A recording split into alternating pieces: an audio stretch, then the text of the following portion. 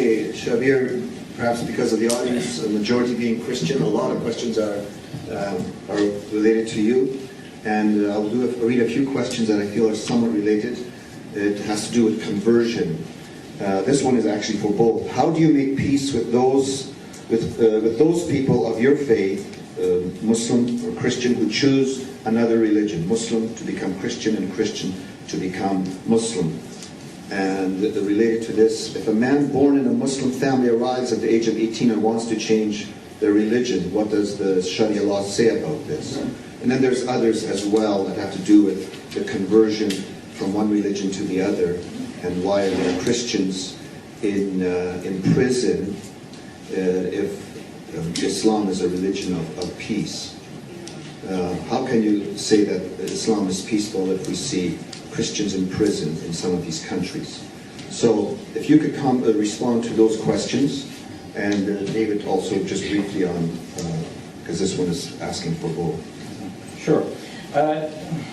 In the classical Muslim tradition, it was widely accepted that apostates should be put to death.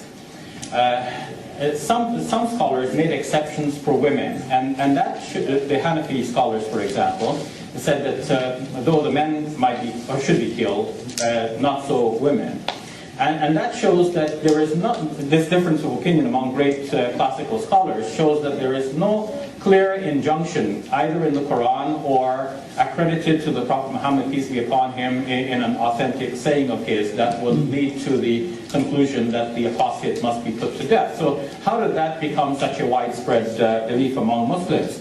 There is a hadith that says, a hadith is something outside of the Quran, it is a snippet of information usually attributed to the Prophet Muhammad, peace be upon him, reporting on something he said or did, or something that he might have acquiesced in, or thought to have acquiesced in. The report says that he said, if one changes his religion, you should kill him.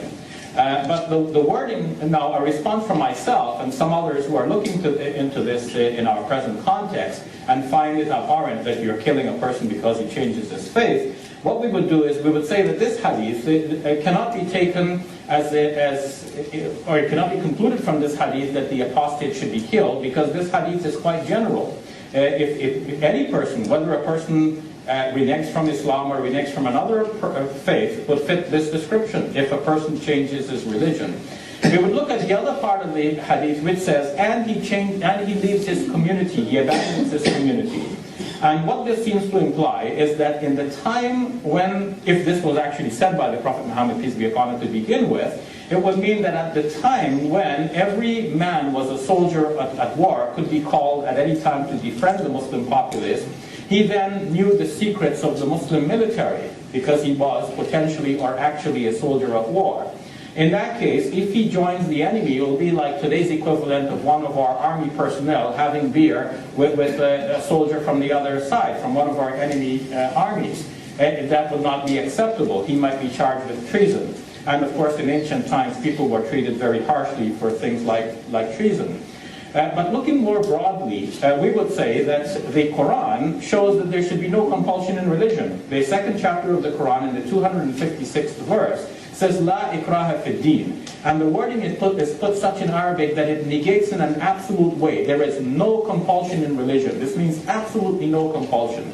And naturally, if you kill a person for leaving the religion of Islam or any religion, that means you're compelling him to stay in the faith, and you're going against this verse of the Quran. In fact, some classical scholars were aware that they're going against this verse of the Quran, but they said the verse is abrogated.